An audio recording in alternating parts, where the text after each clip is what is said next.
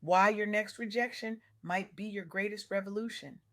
Good evening. I want to start tonight by telling you about someone who is shattering every assumption we've ever been taught about what it takes to build something extraordinary. Her name is Shannon Meggs, and she is not just an entrepreneur, she is a revolutionary. Shannon has spent her career dismantling the myths that have kept Black women locked out of rooms they were never invited into in the first place. She understands something most people refuse to see, that when Black women are denied traditional funding, when they are told no over and over again, they don't just survive, they innovate.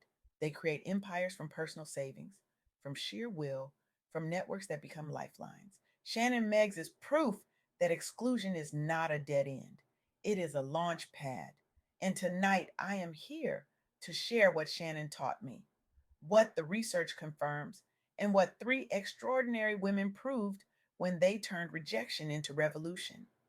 Here's what we have been told about entrepreneurship. We have been told that to build something big, you need venture capital. You need investors who believe in you. You need access to the rooms where deals are made, where hands are shaken, where millions change accounts with a signature. We have been told that without that access, you are stuck. You are small. You are limited. You are doomed to fail. But what if I told you that is not just incomplete? What if I told you that is a lie? What if the very thing we have been taught is a disadvantage?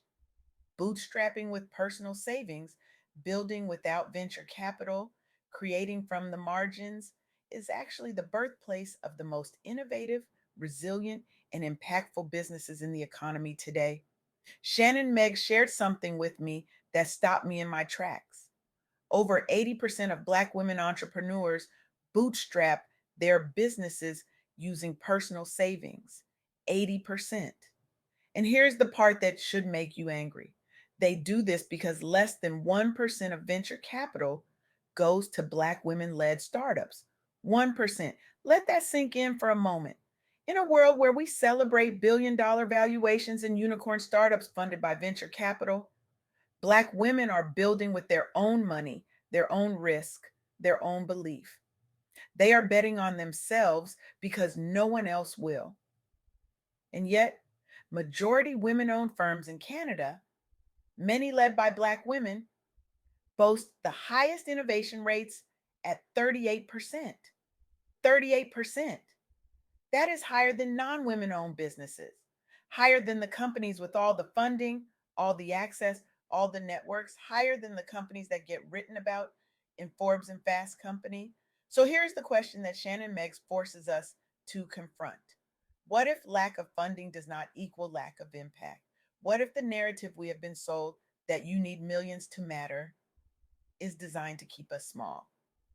What if the women bootstrapping in the margins are actually leading the innovation revolution and the system just refuses to see it? Let me give you the numbers.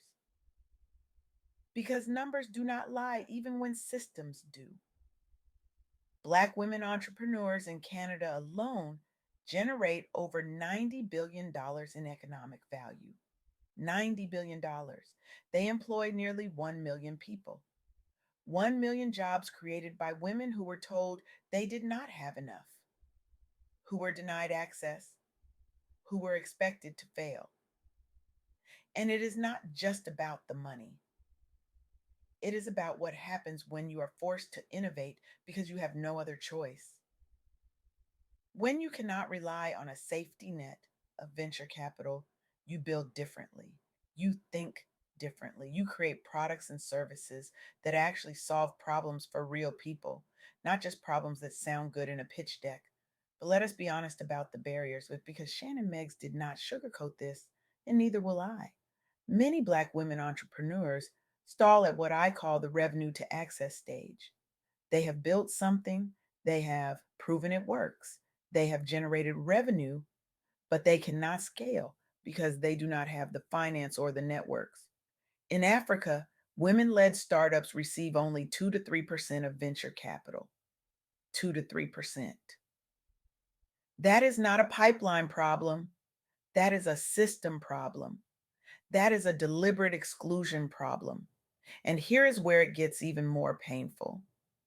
Black women face double the unemployment rates, 7.3% compared to 4.4% nationally. They spend longer searching for jobs, 14 and a half weeks on average. So when the workforce excludes you, when the job market makes you wait twice as long, when you are twice as likely to be unemployed, what do? You stop waiting for permission. You stop asking for a seat at a table that was never built for you. You build your own table, you build your own economy, you build your own future. This is where Shannon Meggs' insight becomes revolutionary.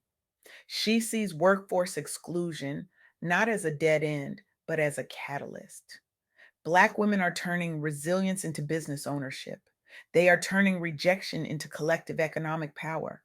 And they are doing it without apology, without waiting, without the validation of venture capitalists who would not know innovation if it walked into their office with a pitch deck and a business plan.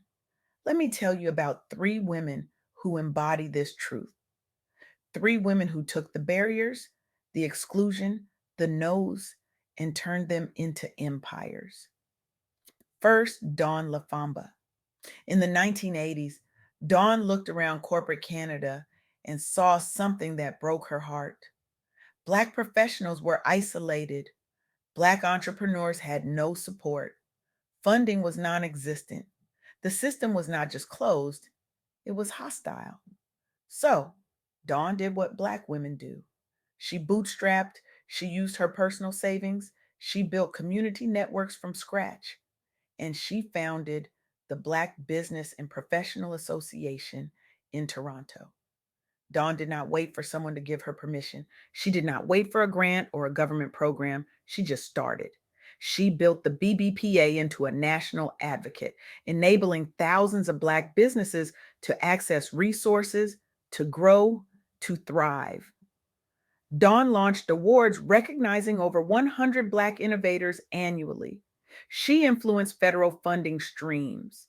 She elevated Black entrepreneurship visibility and contributed to a 17.8% rise in women owned small and medium enterprises by 2023. Dawn did not wait for the system to change. She built a new system. She became the system.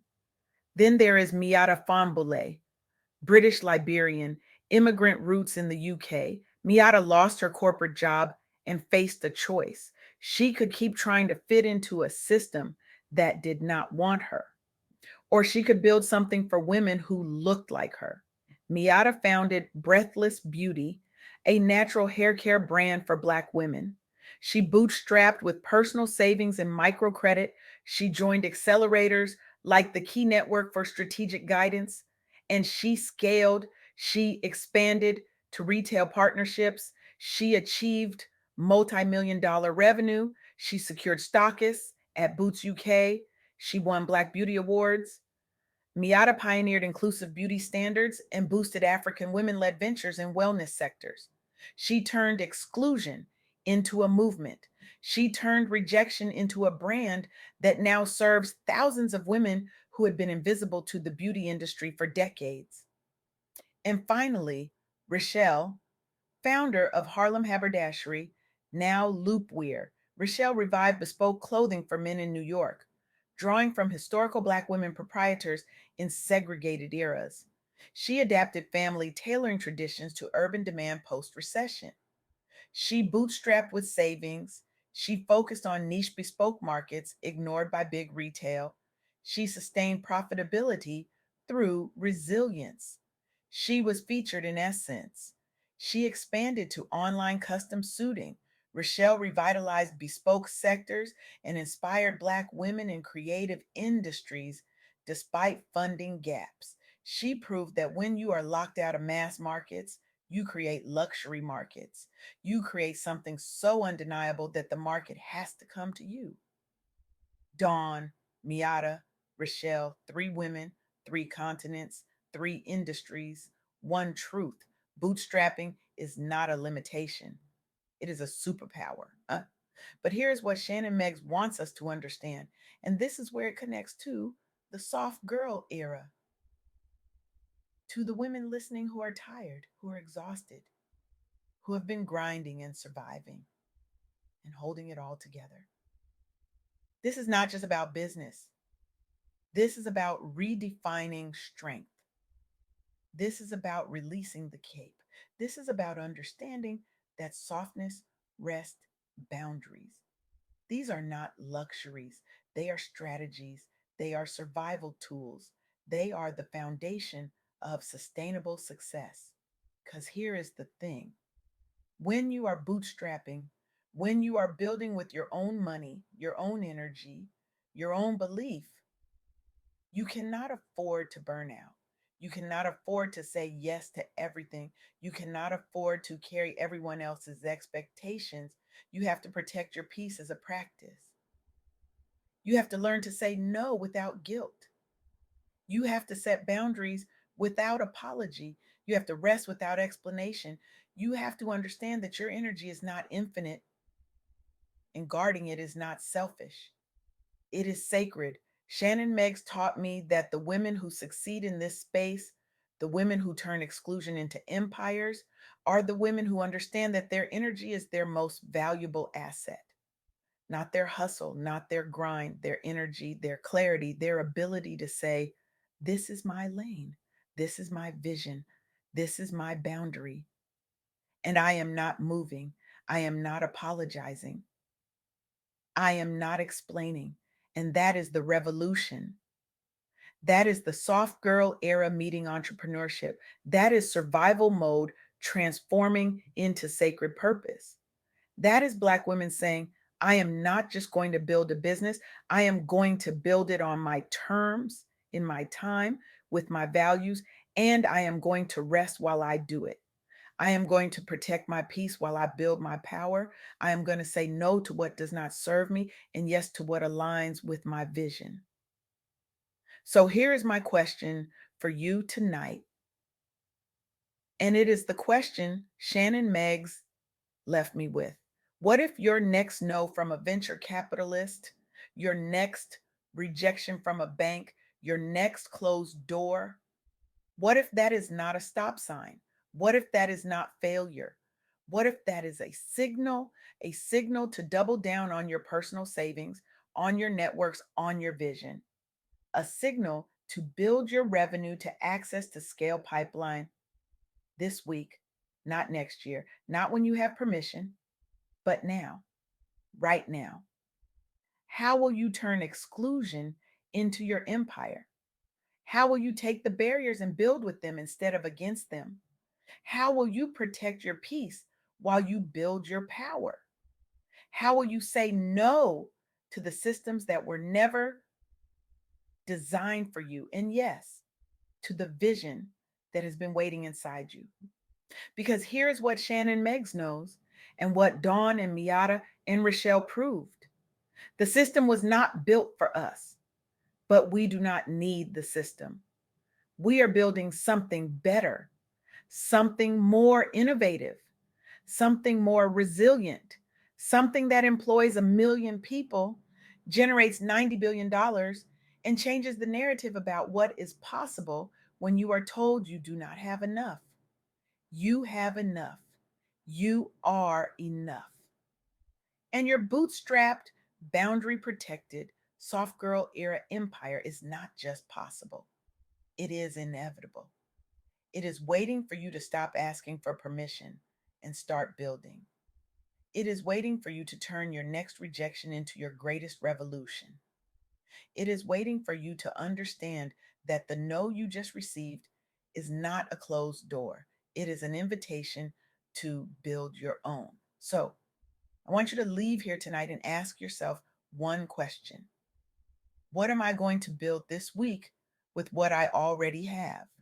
Not what I wish I had, not what someone else has, what I already have, my savings, my network, my vision, my energy, my boundaries, my rest, my refusal to apologize for taking up space, because the revolution is not coming. The revolution is here. And it is being led by women who were told they did not have enough, who decided that was a lie, and who built empires anyway. Women like Shannon Meggs, women like Dawn, women like Miata, women like Rochelle, women like you. Now go build